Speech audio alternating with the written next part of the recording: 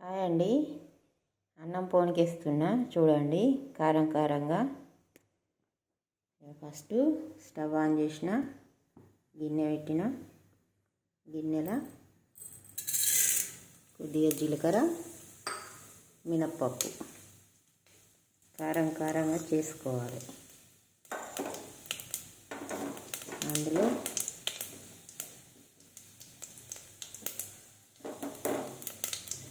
రెండు పచ్చిమిర్చి,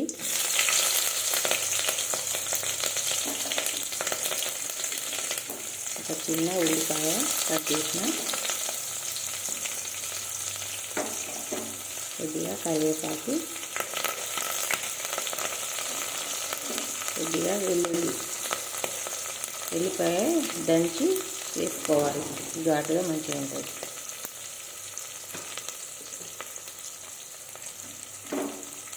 కొద్దిగా పసుపు,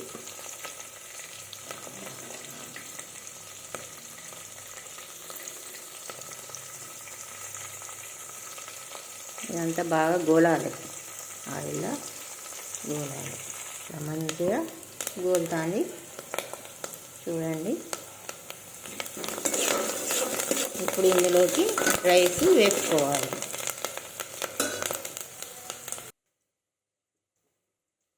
కారం, పసుపు, కారం, ఉప్పు, ధనియాల పొడి ఈ రైస్లో వేసుకోవాలి.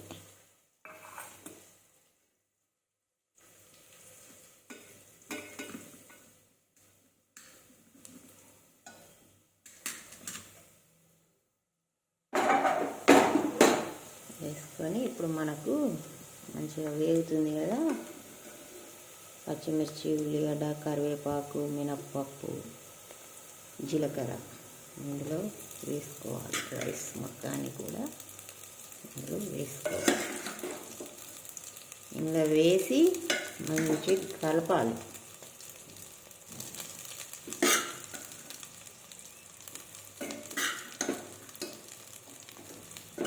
ఏంటంటే మనకు కారం కారంగా ఘాటుగా ఉంటుంది. పచ్చిమిర్చి రెండే పచ్చిమిర్చీలు.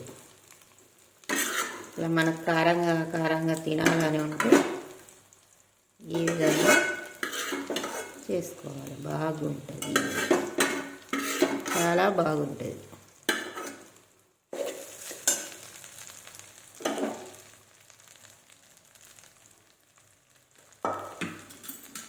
ఇప్పుడు స్టవ్ కొంచెం హై పెట్టుకోవాలి. ఇట్లా చేసుకోవాలి.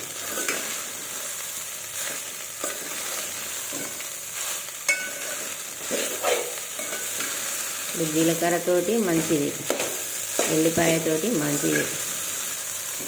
మంచిది అంటే ఇమ్యూనిటీ పెరుగుతుంది. ఎల్లిపాయ, జీలకర్ర మంచిగా అరుగుదలకు పనిచేస్తుంది. జీలకర్ర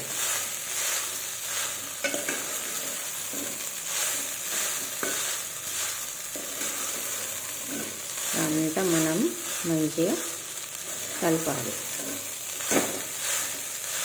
గడ్డలుగా లేకుండా చూసుకోవాలి. రైస్ మొత్తం ఈవెన్గా తీసుకోవాలి.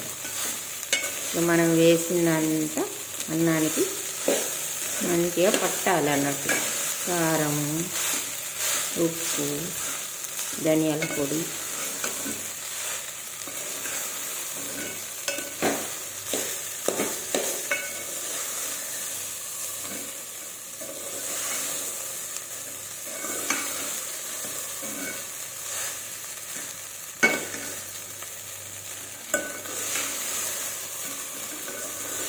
ఇది లంచ్ బాక్స్లో కూడా ప్రిపేర్ చేసుకొని పెట్టుకోవచ్చు. స్కూల్ పోయేటోళ్ళకైనా, కాలేజీ పోయేటోళ్ళకైనా టైం ఎక్కువ తీసుకోదు. అప్పటికప్పుడే రెడీ చేసుకోవచ్చు. టేస్ట్ చాలా బాగుంటుంది. కావాలనుకున్న వాళ్ళు పుల్ల ఉండాలంటే నిమ్మకాయ రసం వేసుకోవచ్చు. నిమ్మకాయ ఒక కట్ చేసి రసం తీసి వేసుకోవచ్చు. మామిడికాయ పచ్చడి అంచుకు పెట్టుకొని తినచ్చు. చాలా బాగుంటుంది.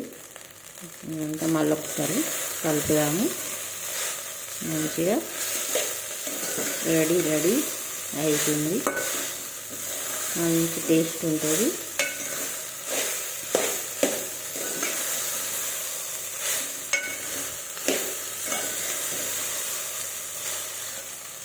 ఇదే విధంగా చేసుకోండి తెలంగాణ వంటలు.